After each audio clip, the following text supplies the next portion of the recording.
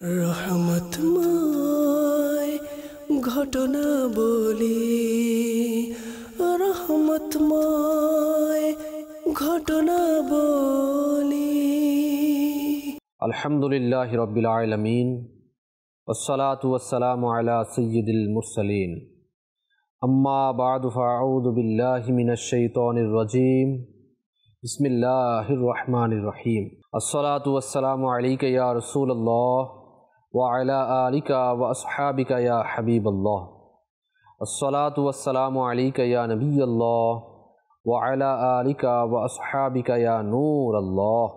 প্রিয় ইসলামী ভাইয়েরা, অনুষ্ঠান রহমতময় ঘটনাবলী নিয়ে আরও একবার উপস্থিত হয়েছি। যারাই আমাদের সাথে রয়েছেন সকলকে জানাই অনুষ্ঠানে স্বাগত।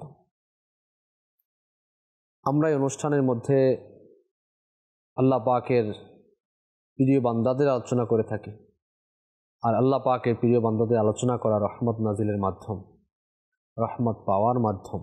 তাদের উক্তিসমূহ, বাণীসমূহ, রহমতের ঘটনা, এগুলো আমরা শ্রবণ করি।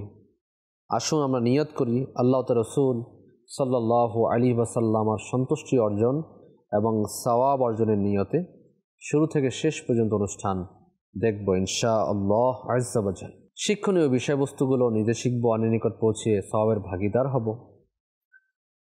আল্লাহর ওলিগণের বাণীসমূহ শ্রবণ করে নিজের হৃদয়ে গেঁথে নিব এবং এ অনুযায়ী আমল করব।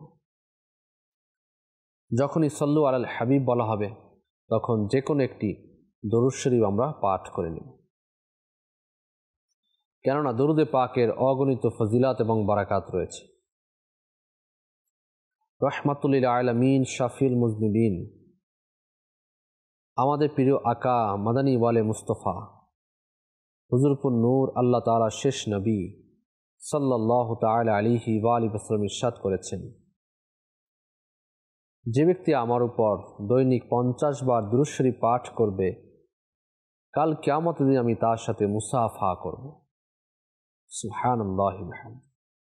আল্লাহ পাক আমাদেরকে বেশি থেকে বেশি পরিমাণ দুরূদ শরীফ পাঠ করার তৌফিক দান করুন। আমিন বিজাহিন নবিয়িল আমিন সাল্লাল্লাহু আলাইহি ওয়াসাল্লাম। সাল্লু আলাল হাবিব সাল্লাল্লাহু তাআলা আলা মুহাম্মদ সাল্লাল্লাহু আলাইহি ওয়া আলিহি ওয়াসাল্লাম।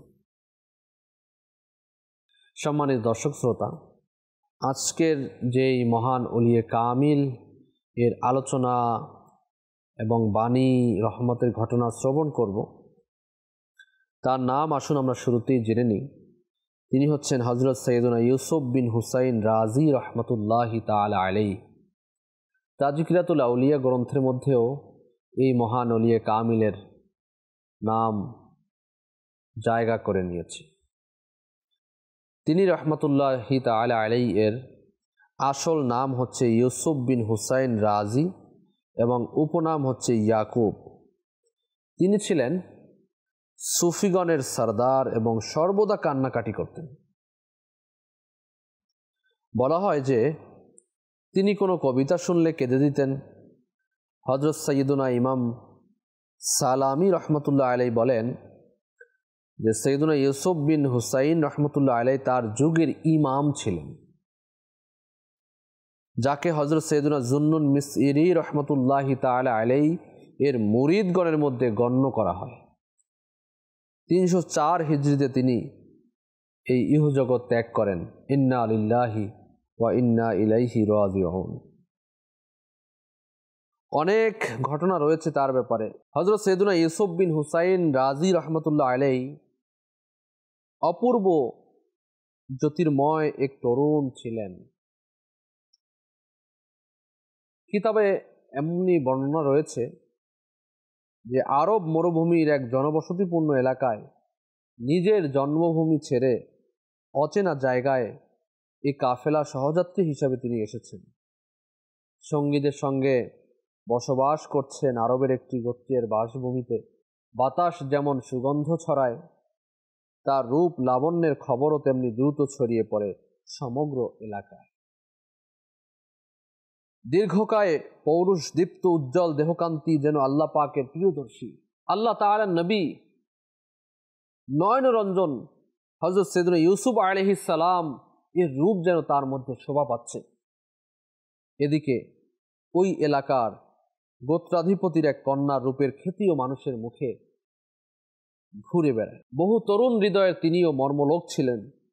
ঘটনাক্রমে ওই অতি সুন্দরী নারী হযরত সাইয়েদনা ইউসুফ বিন হুসাইন রাজি রহমতুল্লাহ আলাইহিকে দেখে ফেললেন এবং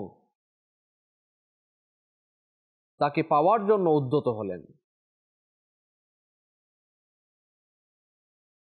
কিন্তু তাকে ঘায়েল করার জন্য এক গভীর রাত্রে অভিসারিকা হয়ে চলে এলেন সৈয়দনা ইউসুফ ইবনে হুসাইন রাজি রহমতুল্লাহ আলাইহির নিকট। কিন্তু কি আশ্চর্য, বহু তরুণ হৃদয়ে যে অনন্ত যৌবনের উপসী তুফান তুলেছিলেন, তিনি এ প্রবাসী তরুণের হৃদয় সামান্য একটি তরঙ্গ সৃষ্টি করতে পারলেন না। তার অভিসার তাকে লজ্জিত করলো, তার আচরণ তাকে লজ্জিত করলো। সৈয়দনা ইউসুফ বিন হুসাইন রাজি রহমতুল্লাহ আলাইহি একবারের জন্য চোখ তুলে ওই নারীর দিকে তাকালেন না, বরং আল্লাহর ভয়ে ভীত হয়ে বুক কেঁপে উঠল তার। আর উনি সেই দিনই, সেই রাতেই ঘটনার পরিস্থিতি কথা ভাবতে ভাবতে হাঁটুর উপর মাথা রেখে ঘুমিয়ে পড়ছিলেন।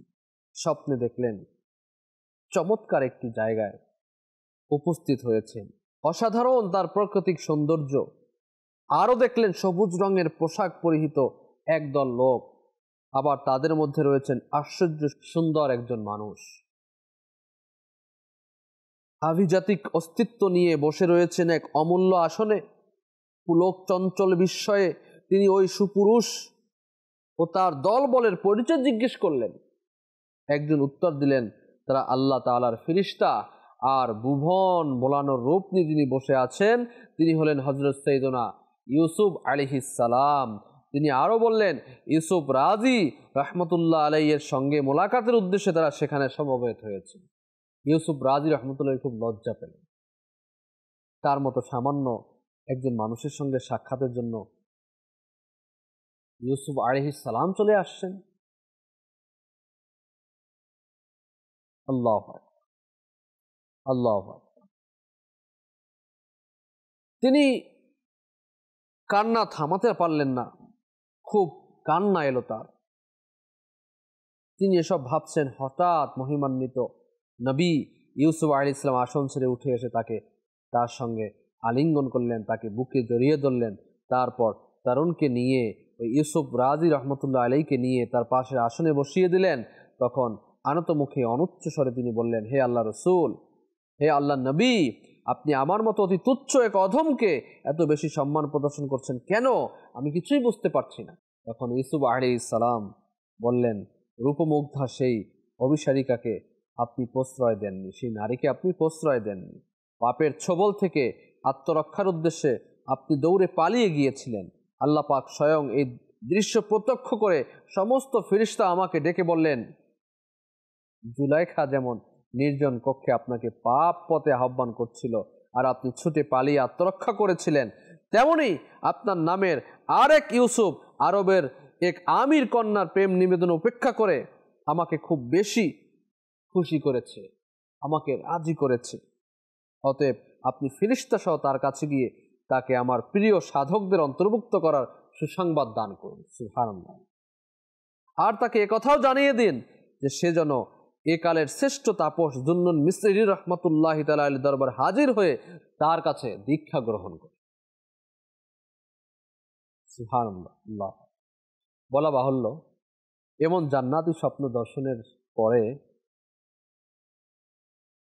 ইউসুফ রাজি রহমতুল্লাহ আলাইহি এর মনে প্রভূত আনন্দের সঞ্চার হয়। আর পরদিন প্রত্যুষই অর্থাৎ সকালেই তিনি যুন্নুন মিসরি রহমতুল্লাহ আলাইহির সাক্ষাতের উদ্দেশ্যে মিশর অভিমুখে যাত্রা করেন। মিশরে গিয়ে এক মসজিদে তিনি তার সঙ্গে দেখা পেলেন বটে, কিন্তু তার সাথে কথা বলতে সাহস নেই। আর এভাবে সংকোচের শিকার হয়ে পুরো 1টি বছর পার করে দিলেন। আল্লাহু আকবার। শুধু সাক্ষাতের জন্য, মহান ওলিয়ে কামিলের সাক্ষাতের জন্য কয়টি বছর? 1টি বছর পার করে দিলেন। পরে একদিন যুন্নুন মিসরি রহমতুল্লাহ নিজেই তাকে নাম ধান এবং আগমনের উদ্দেশ্য জিজ্ঞাসা করলেন। অনেকদিন ধরে দেখছেন, যদিও আল্লাহর অলিগণের কাছে কিছুই অস্পষ্ট নয়, স্পষ্ট হয়ে যায়। এবার সাহস পেলেন সৈয়দনা ইউসুফ বিন হুসাইন রাজি রহমতুল্লাহ আলাইহি, সাহস পেলেন যে এখন কিছু বলা যাবে। তো তিনি বললেন যে আমার কিছু কথা রয়েছে, কিন্তু না, আবার হতাশা। জুনুন মিসরি রহমতুল্লাহ তার কথা শুনে আর কিছু বললেন না, কি বা তার নিবেদন তাও জানতে চাইলেন না। ফলে তরুণ তার ইচ্ছার কথা একবারও প্রকাশও করলেন না। আরো 1টি বছর কেটে গেল, 2 বছর হয়ে গেল। আল্লাহর ওলির দরবারে রয়েছেন কে? ইউসুফ বিন হুসাইন রাজি রহমতুল্লাহ তাআলা আলাইহি। এরপর একদিন জুনুন মিসরি রহমতুল্লাহ আলাইহি হঠাৎ প্রশ্ন, তুমি কি যেন বলেছিলে, বলে ফেলো, শোনা যাক।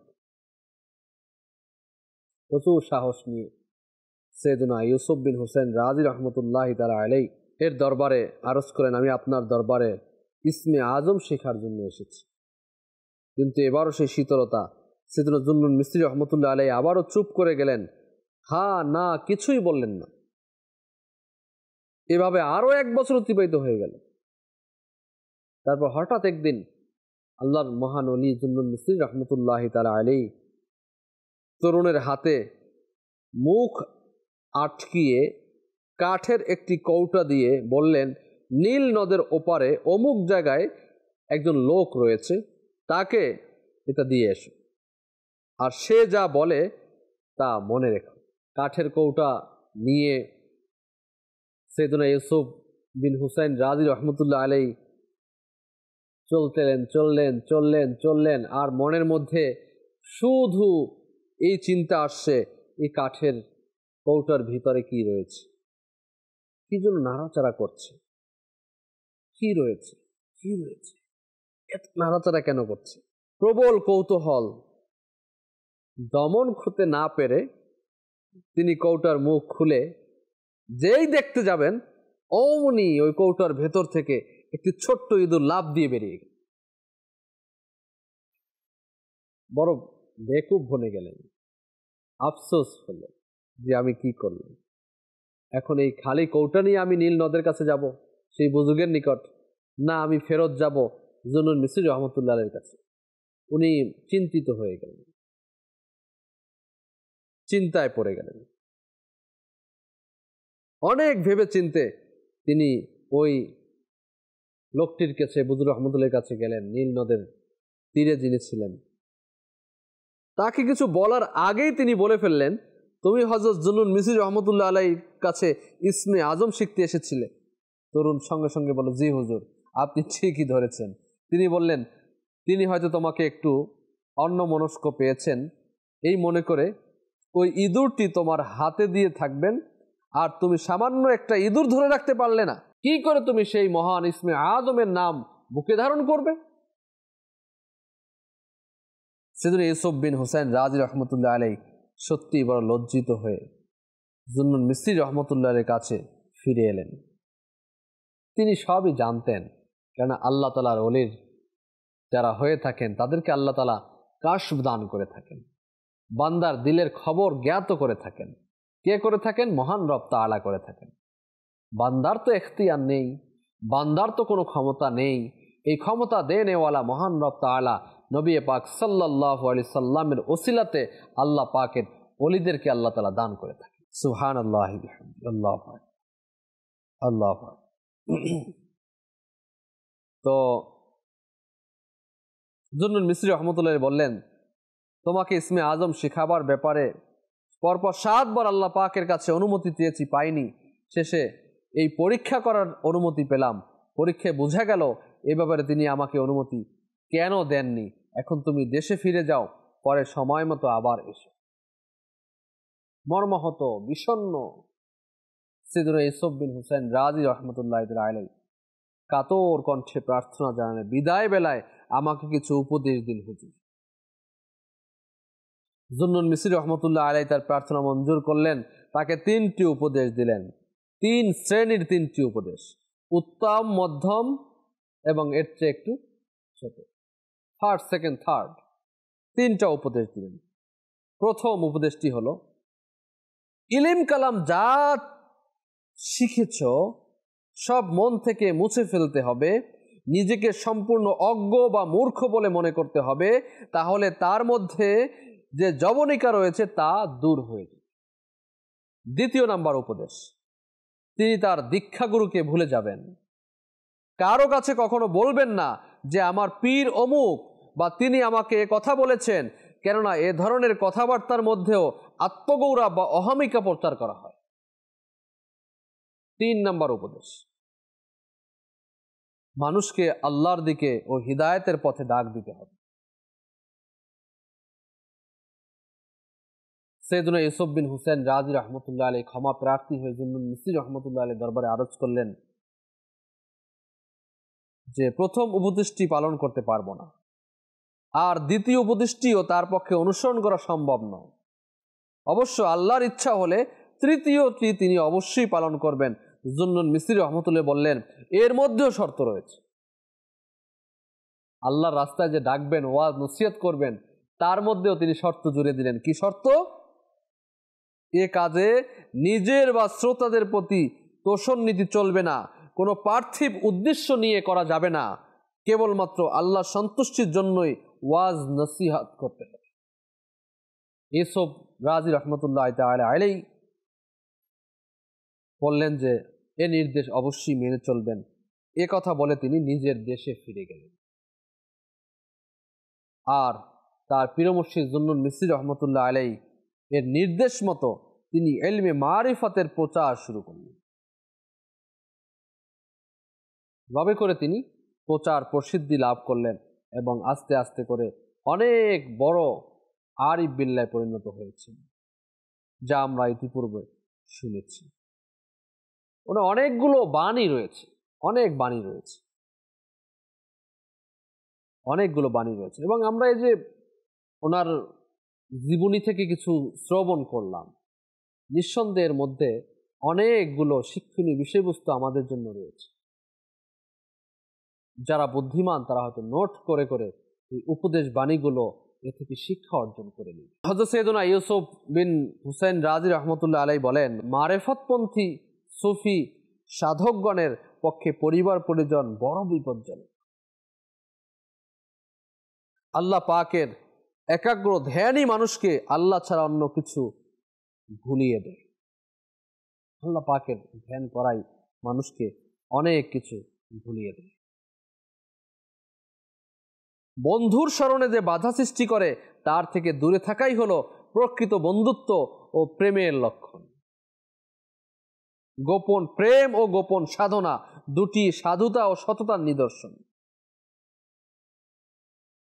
আল্লাহর একত্বে যিনি নিমগ্ন, তার সত্য তৃষ্ণা ক্রমবর্ধমান, অন্য কিছুতে তার পিপাসা নিবৃত্তি হয় না।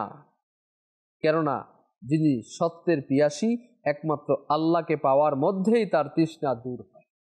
সুবহানাল্লাহ, কত সুন্দর সুন্দর কথা তিনি বলেছেন। আল্লাহু আকবার, আল্লাহু আকবার। আসুন হযরত সৈয়দনা ইউসুফ বিন হুসেন রাজি রহমতুল্লাহ আলাইহি এর বাণী সমূহ আমরা শুনছিলাম। তিনি আরো বলেন, যে কোনো অবস্থায় দাসসুলভ মনোবৃত্তি নিয়ে চুপচাপ থাকাই হলো প্রকৃত দাসত্ব। পার্থিব জীবনে সর্বাঙ্গ সুন্দর বস্তু হলো ইখলাস, যদিও তা অর্জন করা দারুণ দুরূহ ব্যাপার। মন থেকে কপটতা দূর করার বহু চেষ্টা করেছি লোক দেখানো ব্যাপারগুলি বর্জন করতে, কিন্তু দেখলাম এক দিক দিয়ে সেগুলো তাড়িয়ে দিলে অন্য দিক দিয়ে সে হাজির হয়। তিনি আরো বলেন, আমৃত্যু আল্লাহর অনুসন্ধানে ব্যাপৃত থাকাই হলো প্রকৃত জিহাদ, তর্কে দুনিয়ার একমাত্র নিশানা। সুবহানাল্লাহ, আল্লাহু আকবার। তিনি আরো বলেন, মানুষের মধ্যে সর্বোৎকৃষ্ট মানুষ হলো সত্যবাদী আর ধৈর্যশীল, আর সর্বাপেক্ষা নিকৃষ্ট মানুষ হলো লোভী ব্যক্তি। আল্লাহ তাআলা ইউসুফ রাজি রহমতুল্লাহ তাআলা আলাইহি এর উপদেশ বাণীগুলো স্মরণ রেখে আমল করা তৌফিক দান করুন। তিনি আরো বলেন, খোদাভীরু সেই ব্যক্তি যে নিজেকে হারিয়ে আল্লাহ পাককে খুঁজে এবং বান্দাকে বান্দার মতো হয়ে থাকাই উচিত। আর যেই ব্যক্তি গভীর মনোযোগের মাধ্যমে আল্লাহ পাককে চিনতে পারে সেই ব্যক্তি ইবাদতও বেশি করে। আল্লাহ আল্লাহ, কত সুন্দর সুন্দর বাণী গোপন ইবাদতের ব্যাপারে উৎসাহিত করছেন। দেখেন, প্রত্যেক আল্লাহর ওলিগণই গোপন ইবাদতের প্রতি নিমগ্ন ছিলেন আর আমাদেরকে উৎসাহিত করছে আমরাও গোপন ইবাদত করি। আসুন সৈয়দনা ইউসুফ বিন হুসাইন রাজি রহমতুল্লাহ আলাইহি এর রহমতে ভরা ঘটনা আমরা শ্রবণ করি। হযরত সৈয়দনা ইউসুফ বিন হুসাইন রাজি রহমতুল্লাহ আলাইহিকে স্বপ্নে দেখে কেউ জিজ্ঞাসা করলেন, মা ফাআলাল্লাহু বিকা, আল্লাহ পাক আপনার সাথে কিরূপ আচরণ করেছেন? বললেন, আমাকে ক্ষমা করে দিয়েছেন। জিজ্ঞাসা করা হলো, কি কারণে? বললেন, কারণ আমি কখনো গাম্ভীর্যতাকে ঠাট্টার সাথে মিশিয়ে ফেলিনি, অর্থাৎ ভাব গাম্ভীর্য বিষয়কে উপহাসের পর্যায়ে নিয়ে যায়নি, বরং সর্বদা গম্ভীর থেকেছি। আল্লাহ পাকের রহমত তার উপর বর্ষিত হোক এবং তার সাদেকায় আমাদের ক্ষমা হোক। ঘটনা থেকে আমরা কি শিক্ষা অর্জন করতে পারি? আমাদের উচিত সর্বক্ষেত্রে গম্ভীর হয়ে থাকা। বেশি হাসলে অন্তর মরে যায়, চুপ থাকা। কখনো কখনো অন্তরে বিদ্বেষ সৃষ্টি হয়, তাছাড়া এর কারণে ভক্তি ও প্রভাব ও লোপ পায়। ঠাট্টা বিদ্রুপকারী বাচাল ও অভদ্র ব্যক্তিরা সাধারণত মানুষের মনে ব্যথা দিয়ে থাকে, বরং আল্লাহর পানা, এমনকি তাদের মুখ থেকে কুফরি বাক্য বের হয়ে আসার অত্যাধিক সম্ভাবনা থাকে। কারো দোষ ত্রুটি যেভাবে প্রকাশ করলে সবার হাসির খোরাক হয়, সেটিকেই হাসি ঠাট্টা বলা হয়। এই কাজটি করার জন্য কখনো কারো উক্তি বা কর্ম ইত্যাদি নকল করতে হয়, আবার কখনো তার দিকে বিশেষ ভঙ্গিতে ইশারা ইঙ্গিত করা হয়। এগুলো নাজাইজ, কারণ এগুলোর মাধ্যমে অন্যের অপমান ও মানহানি হয়। আল্লাহ পাক ইরশাদ করেছেন, ইয়া আইয়ুহাল্লাযীনা আমানু লা ইয়াসখর কওমুম মিন কওমিন আসা আইয়াকুনু খায়রাম মিনহুম ওয়ালা নিসাউম মিন নিসাইন আসা আইয়াকুন্না খায়রাম মিনহুন। কানজুল ঈমান থেকে অনুবাদ, পারা 26 সূরা হুজরাত আয়াত নম্বর 11।